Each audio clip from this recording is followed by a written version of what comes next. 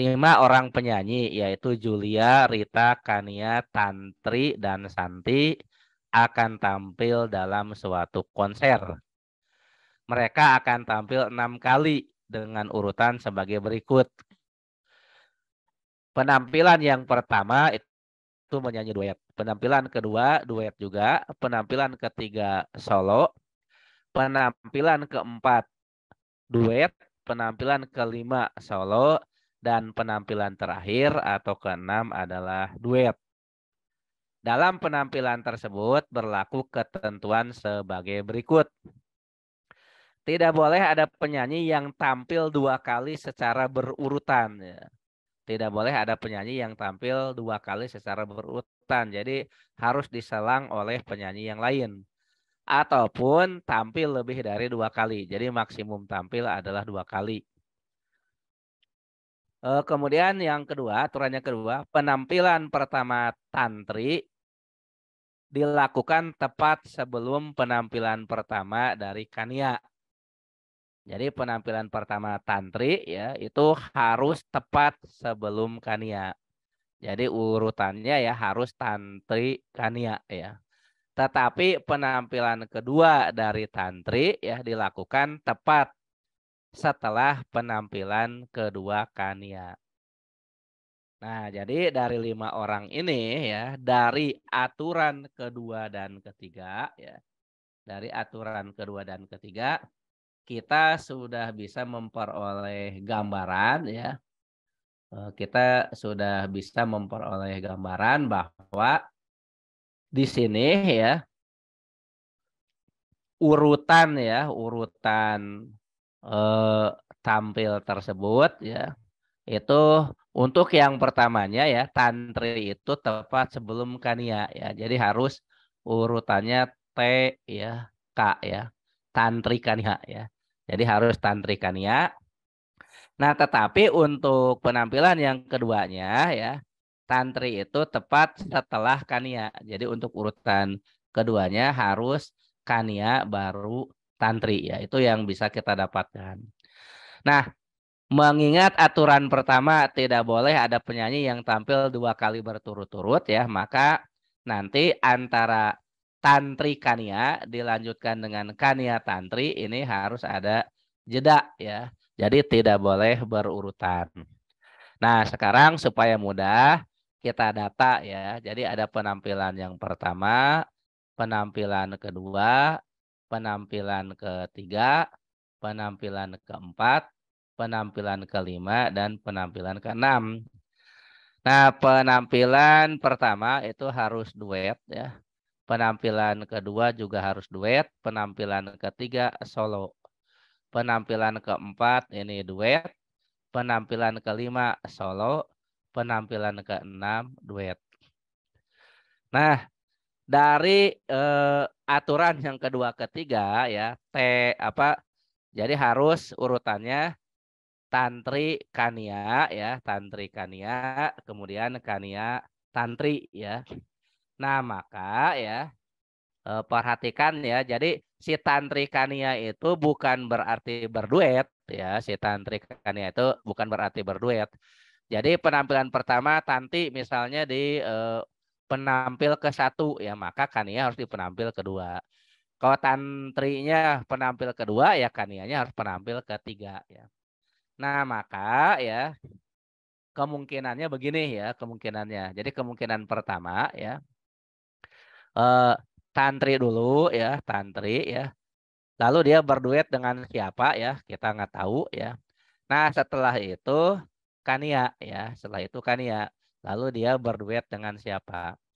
Nah, yang solo ya, yang solo tidak bisa diisi oleh eh, Kania ya, tidak bisa juga oleh Tantri. Kenapa? Karena kan udah penampilan pertama Tantri dulu baru Kania ya. Nah, maka penampilan kedua urutannya harus Kania Tantri ya. Nah, jadi di solo itu tidak bisa gitu ya, karena harus ada jeda ya. Maka ini kemungkinan pertama ya. Nah, ini Kania lagi di sini ya. Berduet dengan siapa ya. Lalu berikutnya adalah Tantri ya. Tantri mau tidak mau solo. Nanti yang duet ya yang lain lagi gitu ya. Nah, jadi ini banyak kemungkinannya ya. Jadi kemungkinan pertama ya Tantri ya duet dengan X gitu ya. Kania duet dengan Y ya. Jadi urutannya sudah betul tuh. Penampilan pertama Tantri ya tepat sebelum Kania. Dan penampilan kedua Tantri tepat setelah Kania ya. Nah, tetapi kemungkinan lainnya juga masih ada ya. Jadi di sini ya kemungkinannya Tantri ya, kemudian duet dengan siapa ya, Kania duet dengan siapa ya, kemudian ini Solo nggak tahu siapa ya, duet juga ini nggak tahu siapa gitu ya. Nah, baru berikutnya ya Kania yang Solo ya, dan Tantri yang duet dengan orang lain ya. Nah, ini pun masih memenuhi ketentuan yang tiga ya. Tiga ketentuan itu kan tidak boleh ada yang tampil dua kali secara berurutan ataupun tampil lebih dari dua kali. Kemudian ya penampilan pertama Tantri itu harus duluan sebelum Kania. Lalu penampilan kedua Tantri harus setelah Kania. Jadi urutannya harus TK ya berikutnya KT. Tapi antara TK dengan KT harus ada jeda. Nah jedanya ya bisa satu ya bisa dua ya. Karena kan tidak disebutkan. Yang penting nggak boleh berurutan ya. Nah masih ada kemungkinan berikutnya ya. Masih ada kemungkinan berikutnya ya. Jadi si Tantri itu tidak tampil di penampilan pertama. Jadi di penampilan pertama orang lain ya. Nah, si Tantri itu baru tampil di penampilan kedua ya. Ini Tantri ya, duet dengan siapa entah gitu ya. Nah, berikutnya nanti si Kania ya, kan harus berurutan ya setelah Tantri harus Kania. Nah, si Kania ini apa namanya? Berarti Solo ya. Nah, berikutnya harus jeda ya. Ini berarti dua orang ini kita nggak tahu siapa ya. Nah, berikutnya adalah harus Kania lagi ya. Kania lagi, berikutnya Tantri. Nanti dia duet dengan siapa lagi gitu ya. Nah, kalau kita lihat ya dari aturan yang tiga itu, maka kemungkinan lainnya sudah tidak ada gitu ya. Jadi kemungkinan lainnya misalnya Tantri di ketiga gitu ya. Tantri di ketiga, kemudian Kania keempat ya. Nanti si Kania Tantrinya nggak ada gitu ya. Jadi misalnya gitu ya, ini misal. Nah ini kita misalkan duetnya ini nggak tahu siapa ya, duet berikutnya juga nggak tahu siapa, lalu ini Tantri gitu ya. Maka mau tidak mau ini Kania duet dengan siapa ya. Nah, yang solo ini harus kosong ya. Nah, nanti di sini ada Kania ya. Nah, Tantrinya nggak ada gitu ya. Nah, Tantrinya nggak dapat kalau begitu ya. Nah, maka ini tidak mungkin ya. Jadi yang ini tidak mungkin ya karena tidak mengakomodir ya penampilan Tantri kedua setelah Kania. Jadi ini sudah pasti salah. Jadi ya kemungkinan yang ada itu hanya tiga ya. Jadi hanya tiga kemungkinan nih ya. Tiga kemungkinan ya kita tinggal ngisi yang kosong-kosongnya saja. Siapa gitu yang kosong-kosongnya itu. Kan masih ada Julia ya, ada Rita, ada Santi ya. Perhatikan pertanyaannya ya. Rita hanya tampil menyanyi duet ya. Rita hanya tampil menyanyi duet ya. Artinya Rita itu ya tidak solo ya. Rita hanya menyanyi duet berarti kita menginginkan Rita tidak menyanyi solo ya. Nah, Rita tidak menyanyi solo.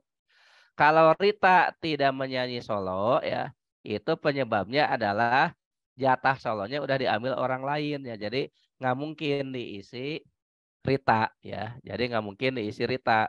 Nah, kita lihat di sini mana sih yang solonya udah keisi semua. Nah, kalau kita lihat ya yang solonya udah keisi semua ini ya. Ini. Ya. Nah, ini ya.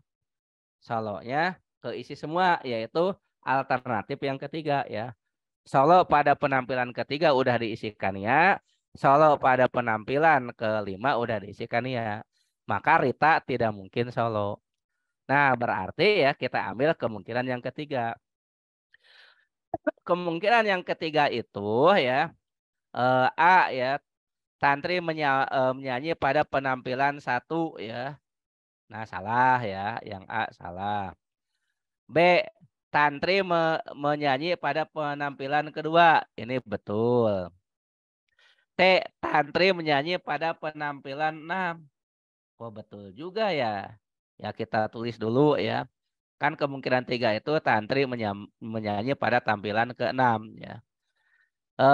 D, Kania menyanyi pada penampilan 2 ya. Nah, ini salah ya. Kania menyanyi pada penampilan kedua salah. Kania menyanyi pada penampilan 5 ya. Kania menyanyi pada penampilan 5. Nah, ini betul. Loh, kok yang betulnya ada 3 ya. Nah, berarti kan ada satu yang lebih betul ya. Atau ada satu yang paling betul. Nah, kita lihat yang dulu lah, yang 5 ya. Kalau misalnya ya kita sebut Rita hanya menyanyi, Rita hanya tampil menyanyi duet jika misalnya kita ambil pilihan Kania menyanyi pada penampilan 5. Ingat ya, Kania menyanyi pada penampilan 5 itu ada 2 kemungkinan, yaitu kemungkinan 2 ya, kemungkinan 2 dan kemungkinan 3 ya. Jadi itu tidak mungkin gitu ya. Kan kalau kita sebut Kania menyanyi pada penampilan ke-5 ya, ini kan Kania menyanyi pada penampilan ke-5, kemungkinannya ada 2 ya. Nah, kalau kita ambil kemungkinan 2, ini Solo masih ada yang kosong ya. Berarti Rita masih mungkin ya. Jadi jawaban itu akhirnya salah gitu ya. Jadi jawaban itu salah ya. Karena kalau kita ngambilnya Kania tampil pada penampilan ke-5 ada 2 kemungkinan. Nah, lalu yang C, tantri menyanyi pada tampilan ke-6. Coba lihat ya, pada tampilan ke-6 itu tantri juga ada 2 nih. Ada 2. Jadi kalau disebut tantri menyanyi pada penampilan ke-6, bisa kemungkinan 2, bisa kemungkinan 3. Kalau kemungkinan 2, ya maka solo di penampilan ketiga masih kosong. Itu bisa diisi Rita ya. Nah, maka ya yang C pun salah, sehingga yang benar-benar harus kita pilih sebagai jawaban yang tepat adalah B. Nah, itu untuk soal yang pertama ya. Ya, jadi lumayan ya soal yang namanya potensi kognitif itu ternyata ya tidak mudah begitu saja gitu ya. Jadi masih mendingan matematika jelas ya, masih mendingan fisika itu jelas rumus yang digunakan. Jadi kalau ini banyak kemungkinan.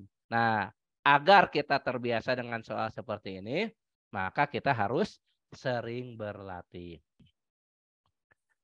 8 orang P, X, Z, R, Y, B, A, dan C sedang belajar bersama dengan menggunakan meja persegi panjang ya. Nah, ini perlu diperhatikan ya, ini meja persegi panjang ya. Meja persegi panjang itu berarti ya panjang dan lebarnya tidak sama ya.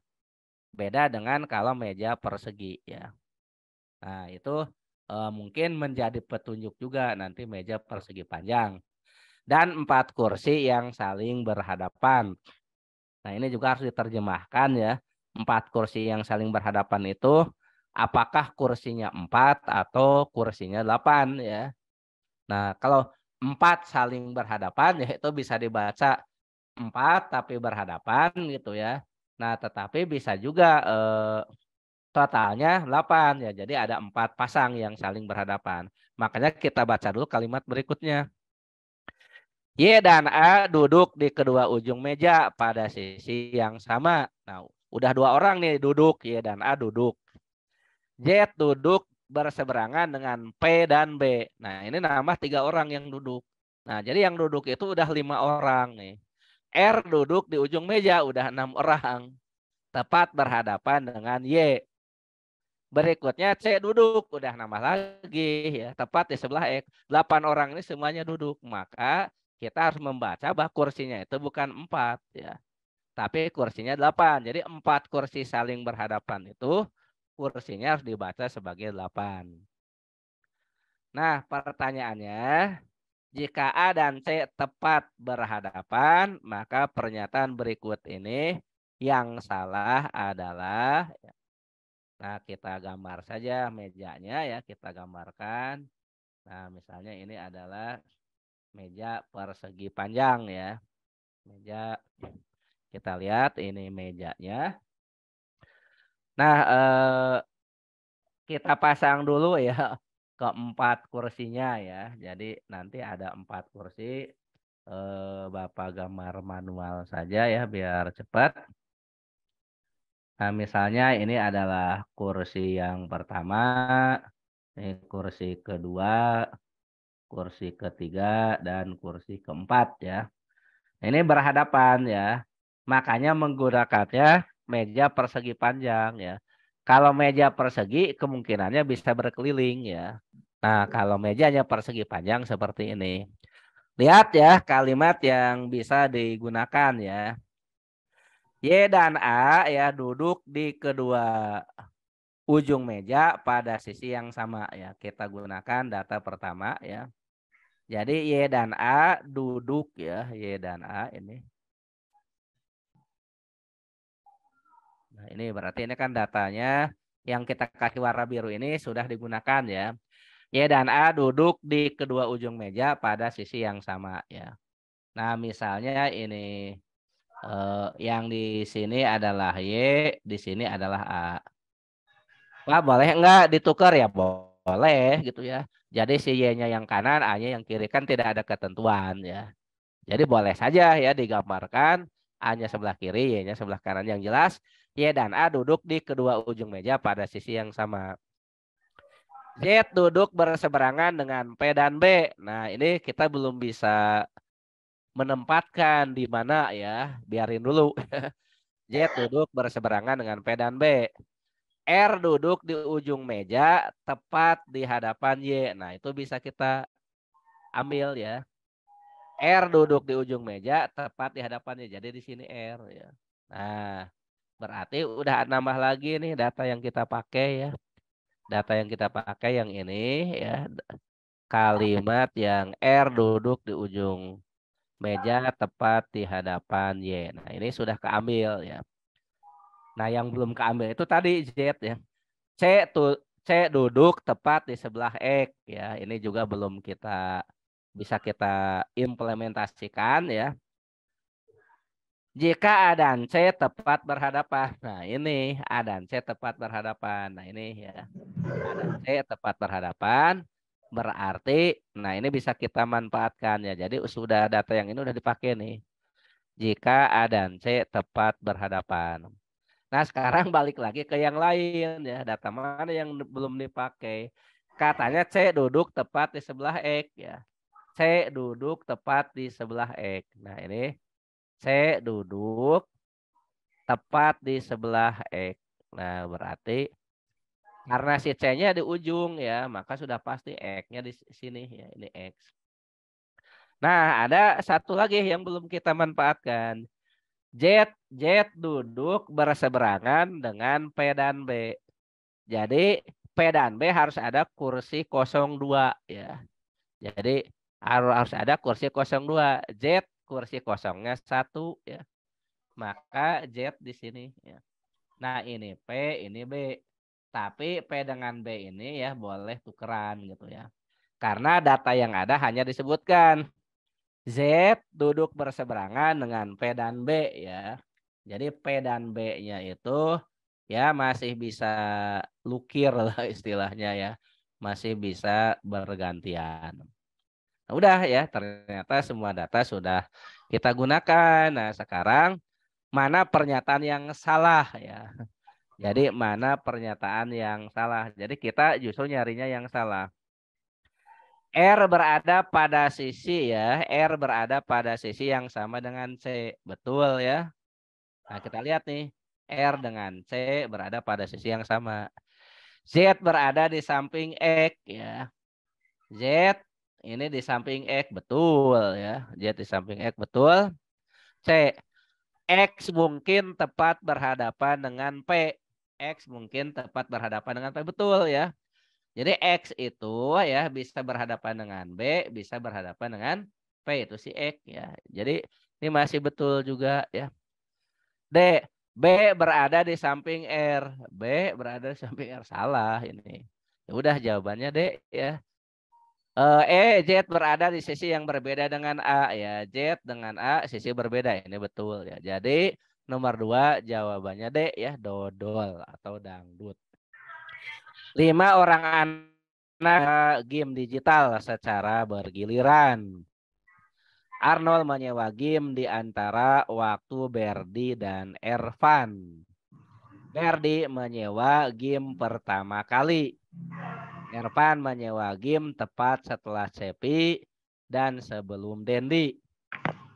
Yang menyewa game pada urutan ketiga ya. Nah, yang sudah pasti bisa ini mah bisa berurut ya sebetulnya. Kalau kita lihat datanya ya bisa kita urutkan.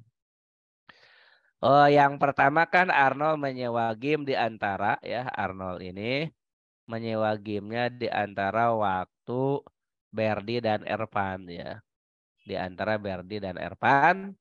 Lalu si Berdi ini menyewa game pertama kali ya. Nah, maka ya urutannya sudah pasti yang duluan itu B ya, Berdi ya. Nah, kemudian ya Arnold itu antara Berdi dan Ervan ya. Jadi Ervan ada di sini ya. Maaf. Arnold menyewa game di antara waktu Berdi dan Irfan ya. Nah, rada jauhin dulu ya. Nah, ini Arnold gitu ya, ini Ervan ya. Nah, mungkin nih di selang rada jauh takut ada yang nyisip gitu ya. Jadi Arnold menyewa game di antara waktu Berdi dan Ervan. Berdi menyewa game pertama kali sudah. Ervan menyewa game tepat setelah Cepi ya. Nah, berarti Ervan menyewa game tepat setelah Cepi. Jadi Cepi di sini ya. Dan sebelum tepat setelah sebentar baca lagi. Ervan menyewa game tepat setelah Cepi dan sebelum Dendi ya. Jadi ini Dendi di sini ya. Nah, udah ya jelas. Jadi yang pertama Berdi, yang kedua Arnold, ketiga Cepi, keempat Ervan, dan kelima Dendi. Ya, pertanyaannya adalah yang menyewa game pada urutan ketiga adalah ya jelas sekali Cepi. Ya. Guru matematika mewajibkan setiap siswa untuk mengerjakan 4 buah soal di antara nomor 1, 2, 3, 4, 5, 6, 7, dan 8 dengan ketentuan sebagai berikut. Di antara nomor 1 dan 2 harus dipilih salah satu. Di antara nomor 1 dan 2 dipilih salah satu. 2, jika nomor 3 dipilih, nomor 4 tidak boleh dipilih. 3, apabila siswa memilih soal nomor 8, ia tidak boleh memilih nomor 2. Soal nomor 9 dan nomor 5 harus selalu dipilih bersamaan. 9 dan 5 selalu dipilih bersamaan. Jika seorang siswa memutuskan untuk mengerjakan soal nomor 6, soal lain yang wajib dikerjakan, ya dia udah memutuskan milih nomor 6 nih. Nomor 6 sih tidak ada di aturan ya. Nomor 6 tidak ada di aturan ya. Nah, perhatikan ya untuk soal tipe seperti ini ya. Jangan langsung nomor berapa ya? Nomor 1 mungkin enggak, nomor 2 mungkin enggak. Caranya jangan seperti itu ya. Untuk soal seperti ini, caranya kita lihat pilihan jawabannya. Jadi kita lihatnya pilihan jawaban. Nah, misalnya gini ya. Kita lihat dulu aturannya ya, aturannya. Di antara nomor 1 dan 2 harus dipilih salah satu. Di antara 1 dan 2 harus dipilih salah satu. Artinya kalau di pilihan ya, kalau di pilihan itu ada yang angka 1 dan 2 berarti salah ya. Contohnya D ini salah ya. Kenapa D salah? Kan aturannya juga di antara nomor 1 dan 2 hanya boleh dipilih salah satu. Ini ada 1 dan 2, jadi udah salah. Jadi kita nyari yang salah, sisanya yang benar ya. 2. Jika nomor 3 dipilih, nomor 4 tidak boleh dipilih. Jika nomor 3 dipilih, nomor 4 tidak boleh dipilih. Maka yang ada 3 dan 4 itu salah. Yang ada 3 dan 4 salah. Ini salah, ini salah ya. Kenapa ya? Yang 2, 3, 4 dan 1, 3, 4 salah. Ya menyalahi aturan nomor 2 ya. Jika nomor 3 dipilih, nomor 4-nya tidak boleh. Nah, tinggal 258 dan 147. Lihat aturan nomor 3. Apabila siswa memilih soal nomor 8, ia tidak boleh memilih nomor 2.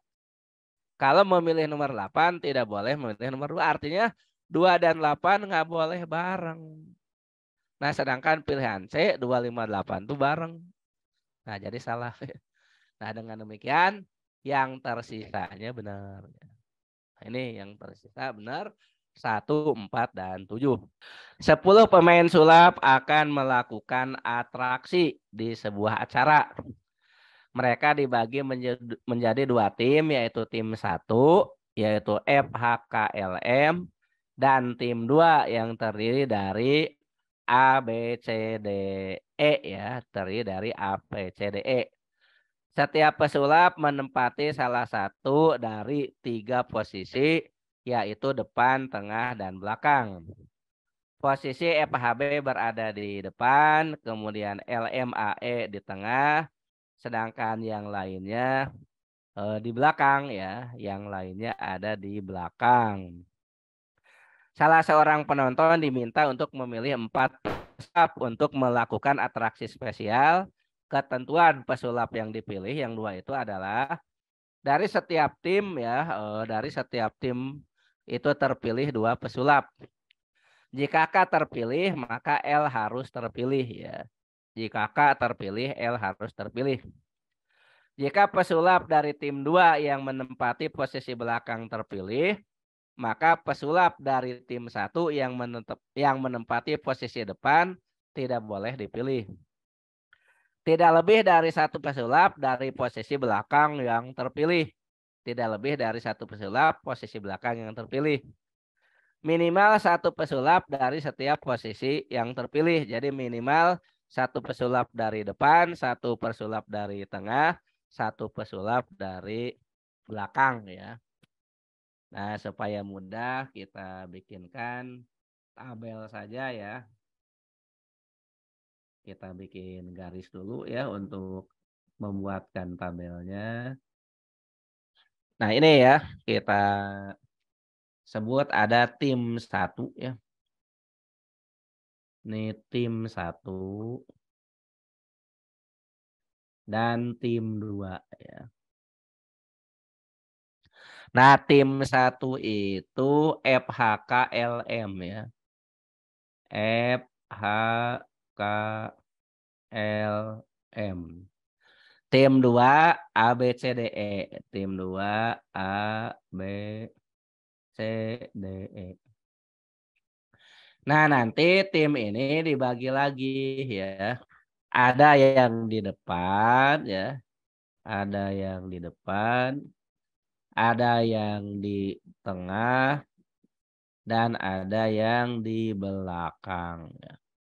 Nah, ini kita harus bisa ya membuat seperti ini ya. Jadi membuat ya kira-kira tabel lah. Ya, jadi untuk memudahkan kita mengerjakan soal ini ya. Depan ya, kemudian tengah,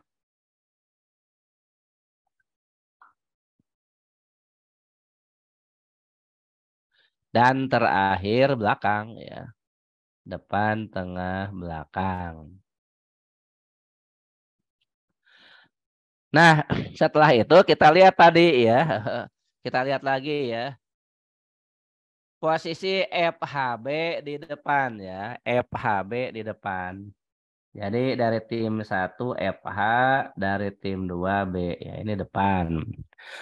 Kemudian yang tengah LMAE. LMAE di tengah. LMAE. Ya, ini ada di tengah. Dan yang di belakang sisanya ya. Tadi itu FHKLM. FHKLM berarti ini K ya sisanya. Kemudian ini CD ya ini sisanya. Nah, sekarang akan dipilih dengan aturan ya. Dari setiap tim terpilih 2 pesulap ya. Dari setiap tim terpilih 2 pesulap ya. Nah, kalau kita lihat ya memenuhi aturan 1 ya. Kita lihat aturan 1 ada enggak ya yang tidak memenuhi aturan 1 ya. Nah, kalau pilihan A KMAC ya, KMAC itu memenuhi aturan 1. Pilihan B HLMC, HLM-nya dari tim 1 semua ya. HLM-nya dari tim 1 semua. Jadi ini tidak memenuhi aturan 1, udah gugur ya. Kemudian C LMBC memenuhi ya.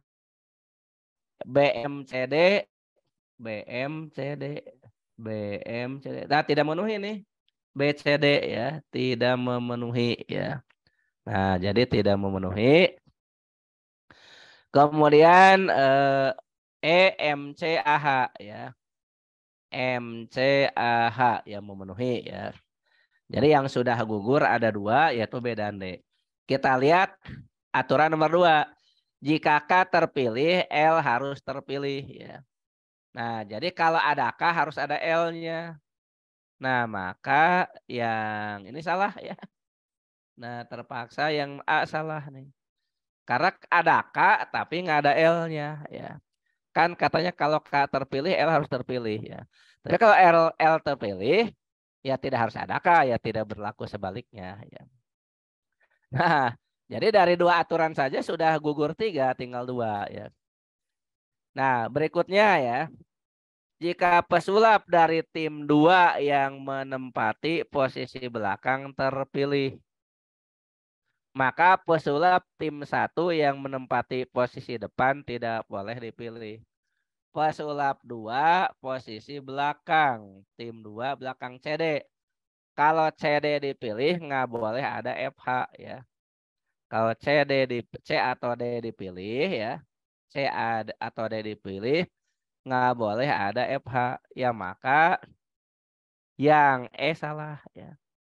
Yang E salah. Kenapa E salah? Lihat nih.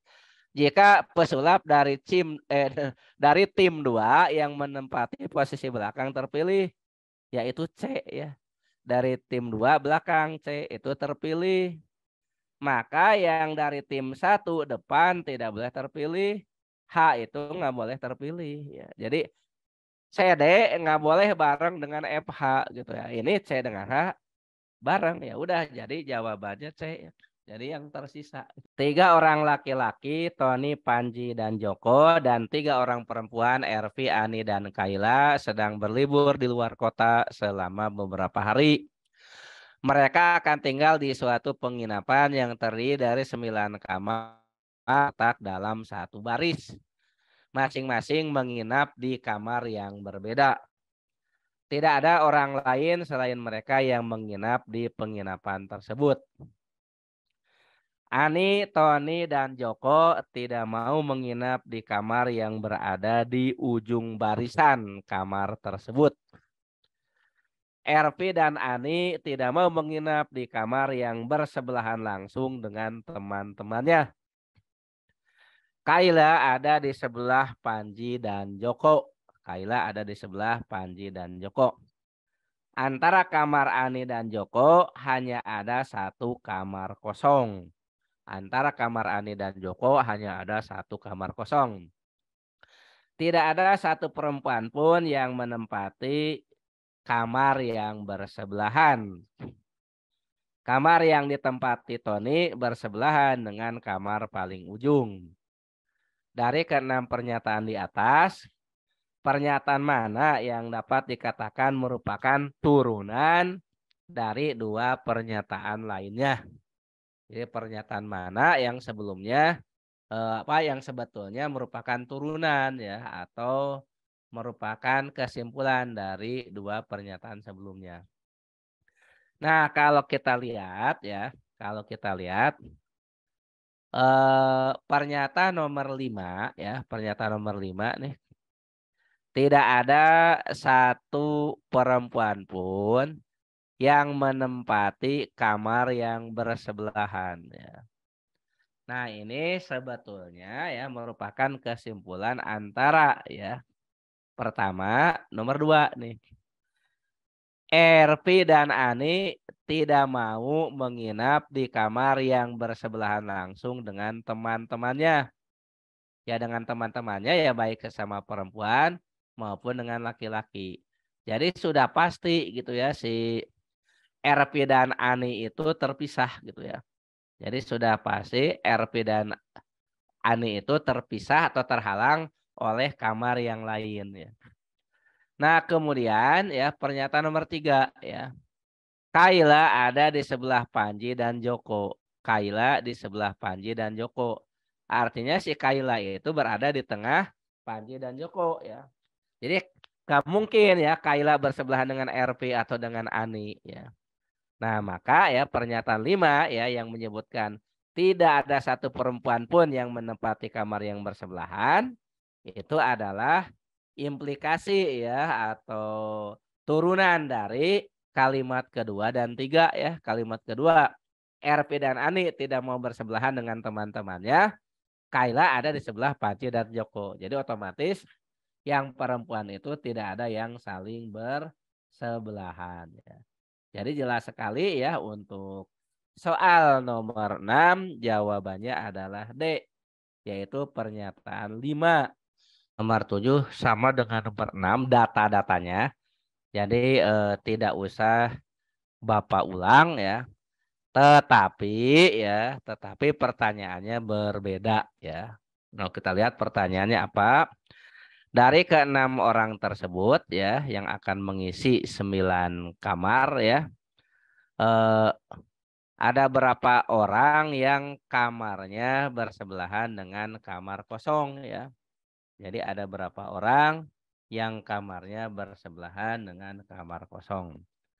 Nah, supaya mudah Bapak kasih bantuan ini ya kotak ya untuk ini nomor kamar ya. Jadi kita lihat ya. Sebentar Bapak geser dikit ya.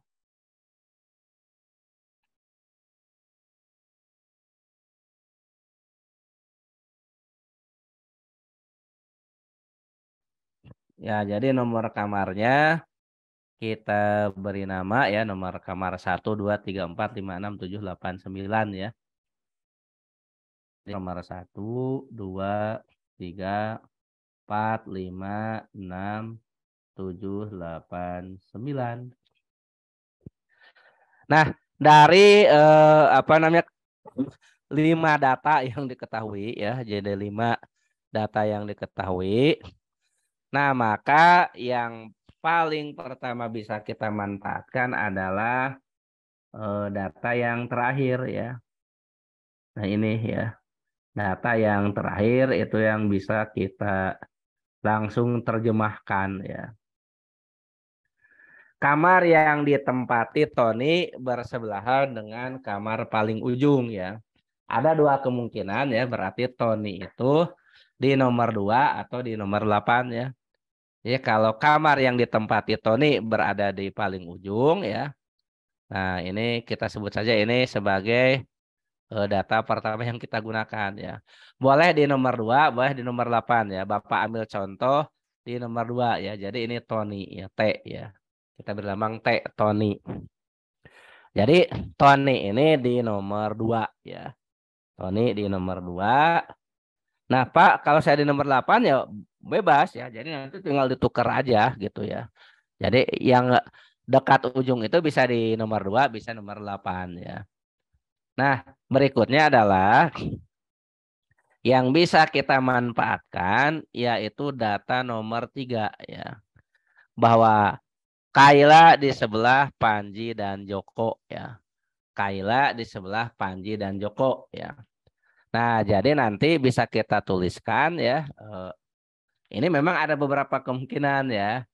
Jadi data yang berikutnya ya, data yang nomor berapa ini ya data kedua yang kita pakai. Jadi Panji, Joko, Kaila gitu posisinya ya. Jadi Panji, Kaila, Joko.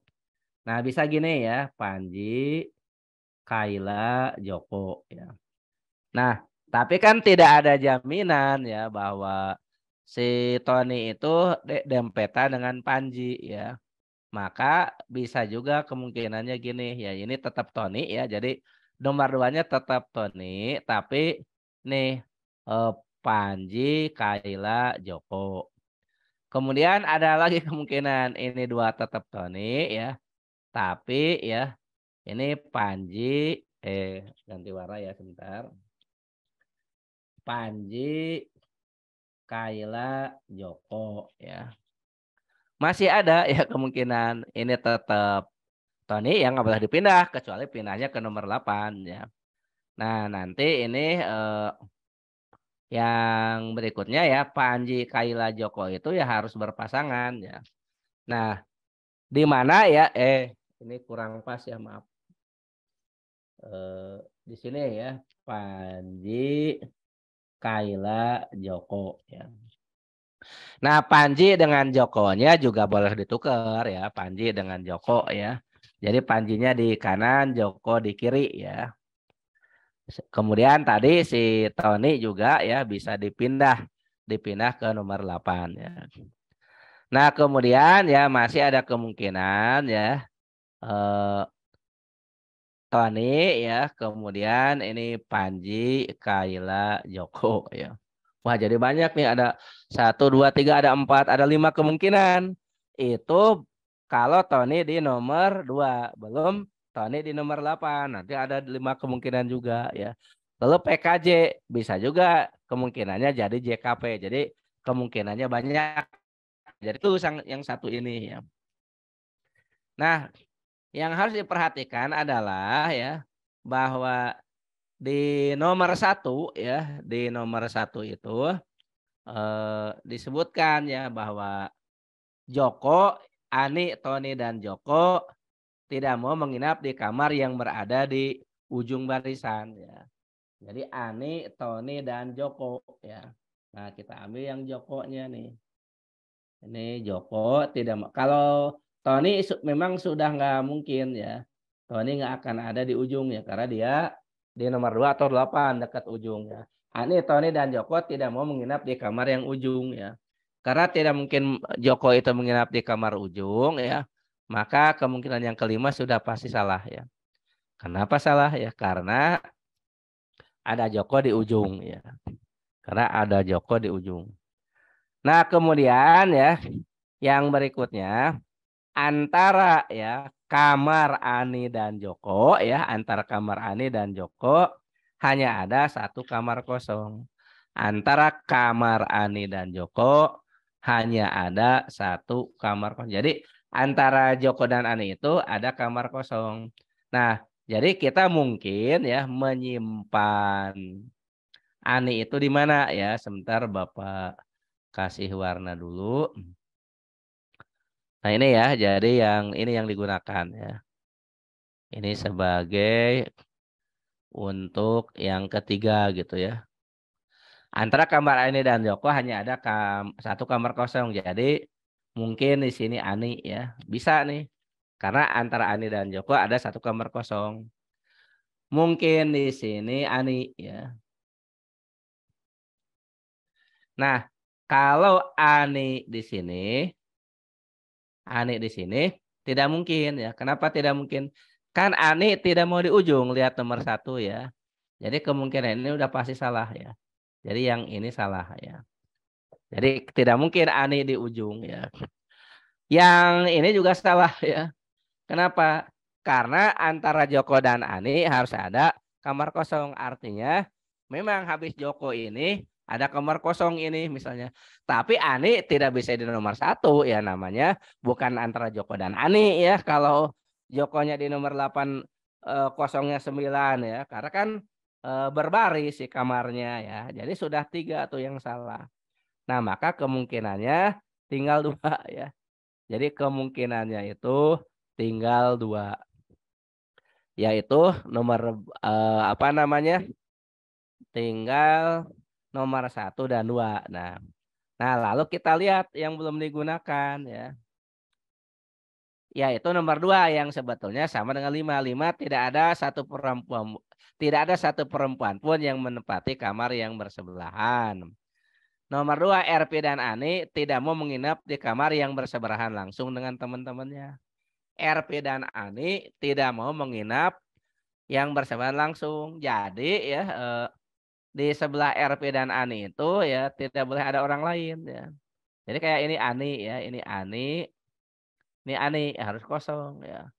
Nah, kalau begitu kan posisi RP ya nggak bisa ya. RP itu di sebelah kiri Tony berarti dekat Tony ya. Di sebelah kanan Tony berarti dekat Tony dan Panji ya. Jadi ini udah gagal ya. Ini gagal ya. Nah, kenapa gagal ya? Karena kita tidak bisa menempatkan RP ya. Nah, kalau ini ya, kalau yang apa namanya?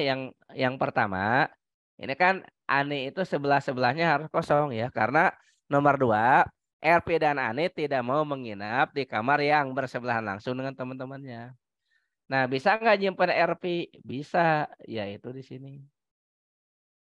Berarti kan RP bersebelahan dengan kamar kosong dan dia di ujung ya.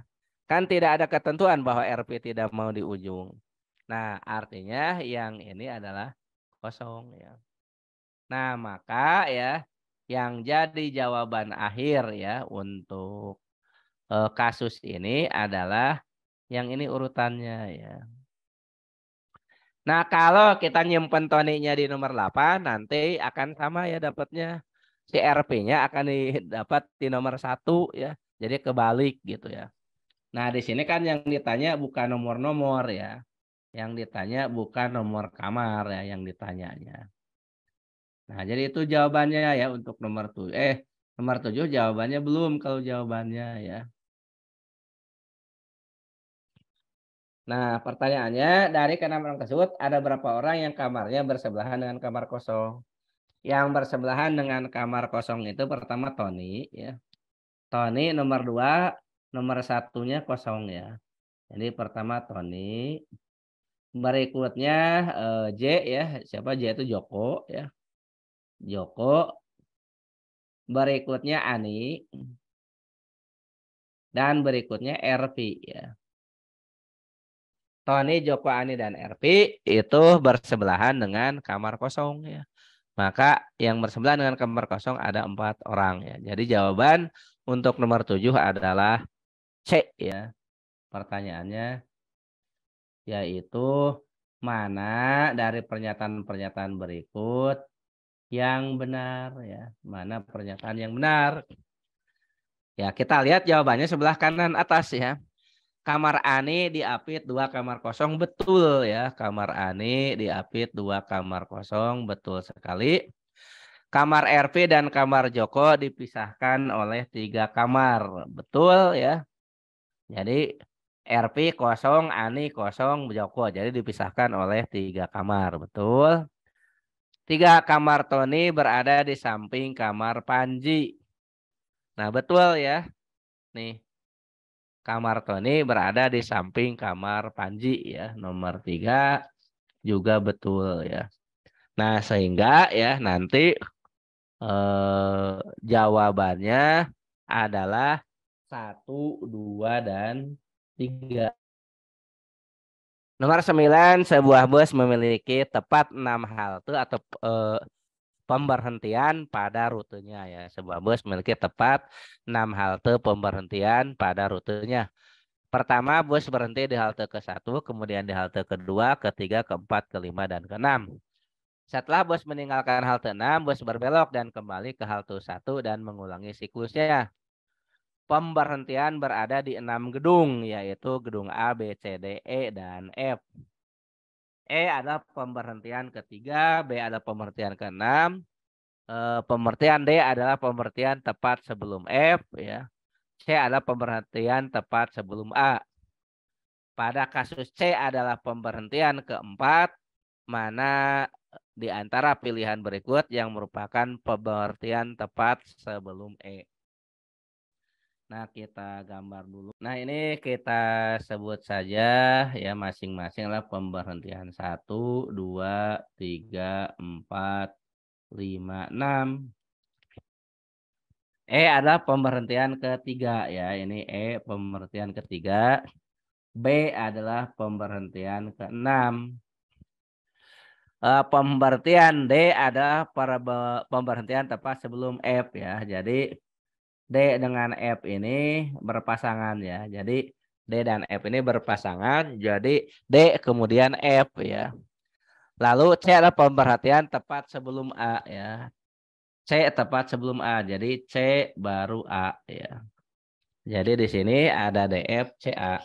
Nah, karena ini dua ya, maka yang bisa menempati di sini ya bisa DF ya, bisa juga ya atau CA ya, CA. Demikian juga di sini ya. Bisa CA atau DF ya. Jadi tergantung yang mana ya. Nah, jadi tergantung yang diinginkan ya. Nah, untuk soal nomor 9 pertanyaannya adalah pada kasus C adalah pemberhentian keempat ya. Nah, itu pemberhentian keempat ya. Nah, pada kasus C pemberhentian keempat ya, maka nanti di sini harus C ya, ini A. Maka sudah pasti ini D, ini F ya. Karena C itu berpasangan dengan A sebelum A ya. D berpasangan dengan F ya. Nah, pilih di antara pilihan berikut yang merupakan pemberhentian tepat sebelum E ya. Tepat sebelum E adalah pemberhentian F ya. Tepat sebelum E adalah pemberhentian F. Nah, untuk soal nomor 10 sama ya datanya. Yang berbeda itu adalah pertanyaannya ya, Bapak kasih kotak. Pertanyaannya ini ya. Mana kotaknya hilang ya? Nah, ini ya. Nah, ini pertanyaannya kotak hijau ya. Pada kasus A adalah pemberhentian kedua ya. Pada kasus A pemberhentian kedua. Nah, ingat ya, sebelum A itu harus C ya. Sebelum A harus C. Kemudian ya, pemberhentian D adalah tepat sebelum F ya. Ini D, ini F. Tinggal dijawab saja apa yang ditanyakan. Pada kasus A adalah pemberhentian kedua, mana di antara pilihan berikut yang merupakan pemberhentian tepat sebelum B ya. Tepat sebelum B adalah F ya. Tepat sebelum B adalah pemberhentian di gedung F ya. Yang menjadi pertanyaan ya di nomor 11 itu yang ini ya, ini yang jadi pertanyaan. Jika seorang penumpang naik bus di C, melewati salah satu halte dan turun di E. Naik di C, melewati salah satu halte, kemudian turun di E. Mana pernyataan yang benar ya? Ya berarti C, kemudian lewat sesuatu, baru ke E ya. Maka yang paling mungkin ya, yang paling mungkin adalah C ya, kemudian A ya, karena setelah C itu selalu A ya. Kemudian ini D, ini F ya. Berikutnya B. Nah, jadi manakah dari pernyataan berikut yang benar? A adalah halte kelima, salah. C adalah halte ketiga, salah. Halte ke satu harusnya. D halte keempat, betul ya. D adalah halte keempat. E adalah halte keenam, salah. F adalah halte kedua, juga salah. Jadi yang betul D adalah halte keempat ya. Nah, itu untuk soal nomor 11. Seorang karyawan diberi tugas untuk mengatur pembagian ruangan kantor kepada 6 orang staf. Ruang-ruang tersebut diberi nomor 1 sampai 6 dan disusun berjajar serta dipisahkan satu sama lain oleh sekat setinggi 180 cm. Oleh karena itu, suara percakapan, bunyi, dan asap rokok mengalir dengan mudah dari satu ruangan ke ruangan lainnya. Kebutuhan Bu Rita untuk menggunakan telepon sepanjang hari cukup sering ya. Berarti dia harus rada tenang lah. Pak Maman dan Pak Budi membutuhkan ruangan yang berdekatan karena mereka perlu sering berkonsultasi satu sama lain saat bekerja. Bu Hani adalah karyawan senior dan harus ditempatkan di ruangan nomor 5 yang memiliki jendela terbesar. Pak Doni membutuhkan keheningan di ruangan sebelahnya. Pak Tommy, Pak Maman, dan Pak Doni semuanya perokok. Bu Hani diketahui alergi terhadap asap rokok, sehingga ruangan yang berada di sebelahnya harus ditempati oleh bukan perokok. Kecuali disebutkan secara khusus, semua karyawan wajib menjaga suasana hening selama jam kantor. Pertanyaannya, karyawan yang paling tepat menempati ruangan dengan jarak terjauh dari Pak Budi adalah, ya kita buatkan diagramnya ya, Bapak ambil diagram bantu ya. Nah ini Bapak ambil tabel dulu untuk membantu saja gitu ya. Nah jadi di sini kita beri nama saja ruangan-ruangannya ya. Ruangan itu ada yang diberi nomor 1, 2, 3, 4, 5, dan 6 ya. Ruangnya 1, 2, 3, 4, 5, 6. Data yang paling bisa kita gunakan pertama kali yang ini ya.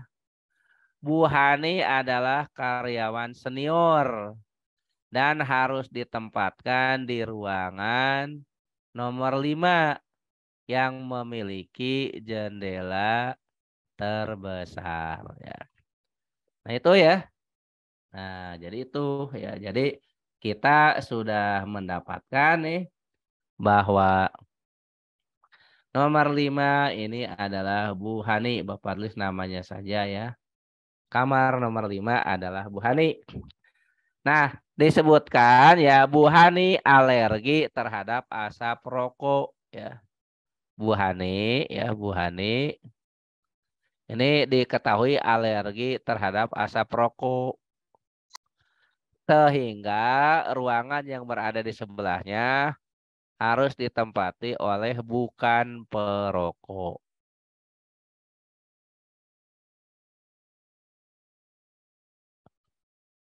Nah ini oleh bukan perokok ya. Nah sementara yang perokok itu adalah Pak Tommy, Pak Maman, dan Pak Doni ya. Nah jadi ruangan untuk Pak Tony, Pak Maman, Pak Doni hanya tersedia ya.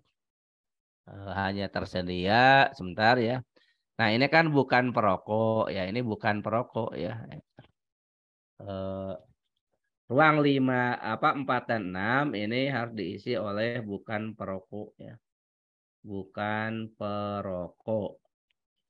Nah, maka ya ruang 1, 2, dan 3 ya, ruang 1, 2, dan 3 itu oleh trio ya, Tommy, Maman, Doni. Tapi pembagiannya belum ya, Tommy, Maman, Doni. Nah, apakah yang di nomor 2 siapa, ya di nomor 1 siapa, itu harus kita lihat dulu ketentuannya. Pokoknya Tony, Maman, Doni di situ ya. Nah, perhatikan tadi ada kalimat Pak Maman dan Pak Budi membutuhkan ruangan yang berdekatan. Nah, Pak Maman dan Pak Budi ya ini, Pak Maman dan Pak Budi membutuhkan ruangan yang berdekatan karena mereka perlu sering berkonsultasi satu sama lain saat bekerja.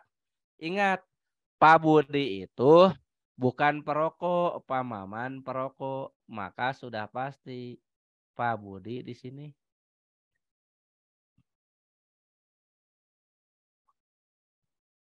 Nah, kemudian Pak Maman harus di sini ya. Ini Pak Maman ya.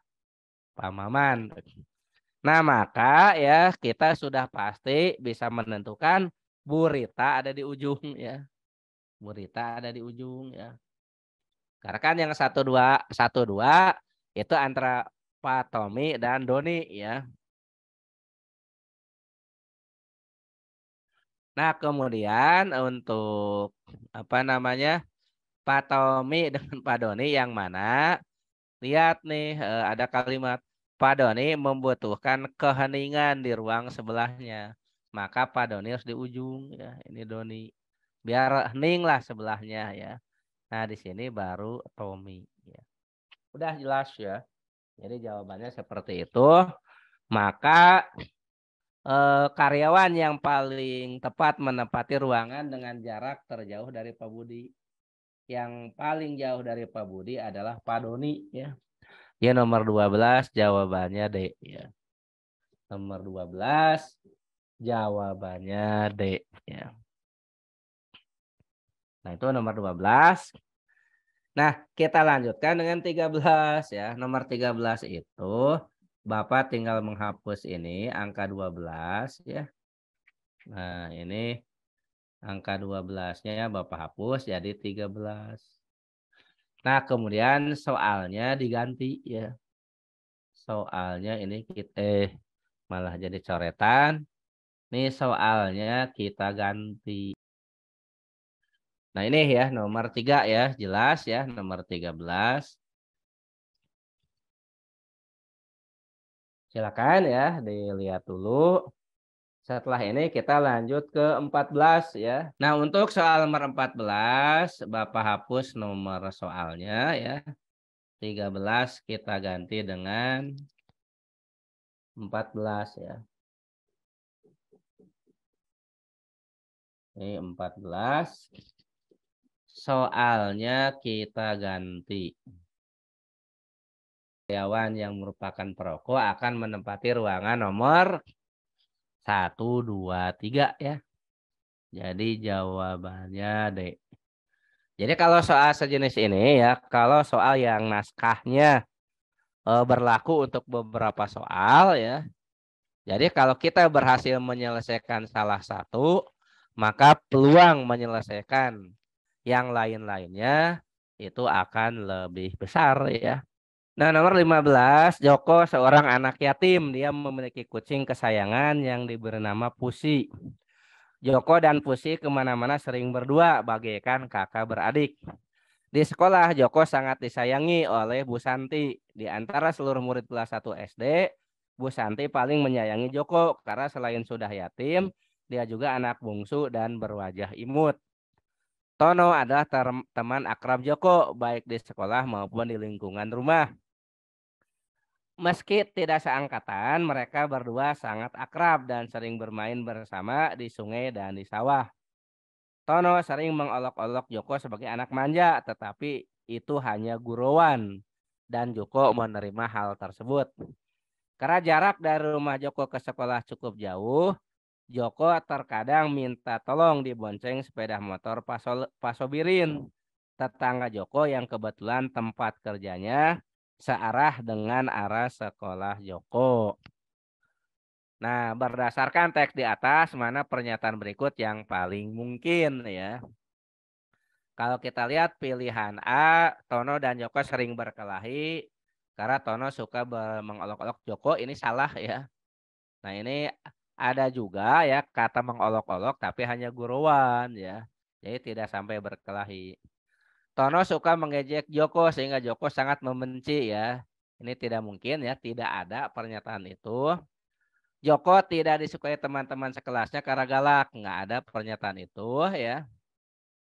Nah, kemudian yang E, adik Joko sering bermain dengan adik Tono. Nah, kan si Joko itu bungsu ya, jadi nggak mungkin punya adik ya. Jadi ini salah. Maka yang benar adalah D ya. Nah, Pak, terus jarak 4 kilometernya gimana? Itu kan ditanyanya yang paling mungkin ya. Nah, jadi kalau misalnya ini kan rumah Joko ya. Ini rumah Pak Sobirin ya. Nah, kemudian di sini ini sekolah ya. Ini sekolah Joko ya. Nah, kan disebutkan rumah Joko dan Pak Sobirin 4 kilometer di sebelah selatan rumah Joko ya. Kemudian sedangkan tempat kerja Pak Sobirin 2 kilometer di utara sekolah Joko ya. Jadi anggap ini selatan ya. Ini utara ya. Maka ini tempat kerja ya. Ini tempat kerja Pasobirin ya, tempat kerja Pasobirin. Nah, ini 4 kilo ya, ini 4 kilo, ini 2 kilo ya, ini mungkin ya. Data yang mendukungnya adalah jarak dari rumah Joko ke sekolah cukup jauh. Joko terkadang minta tolong dibonceng sepeda motor Pasobirin. Tetangga Joko yang kebetulan tempat kerjanya searah dengan arah sekolah Joko ya. Jadi arahnya ke sana ya, dari selatan menuju ke utara ya.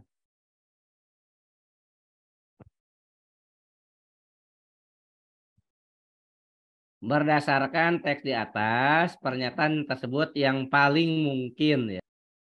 Ibu Joko sudah meninggal dunia setelah sakit parah dan dirawat di rumah sakit selama 2 tahun ya. Tidak ada ya yang menceritakan ibunya Joko ya.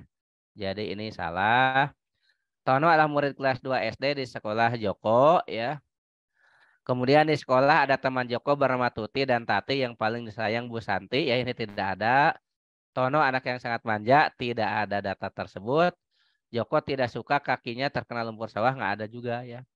Yang paling mungkin tuh B ya. Tono murid kelas 2 SD di sekolah Joko. Nah apa data pendukungnya? Meskipun tidak seangkatan. Jadi si Joko sendiri kelas 1 SD. Dan si Tono itu teman main satu sekolah dan lingkungan rumah. Berarti kan satu sekolah ya.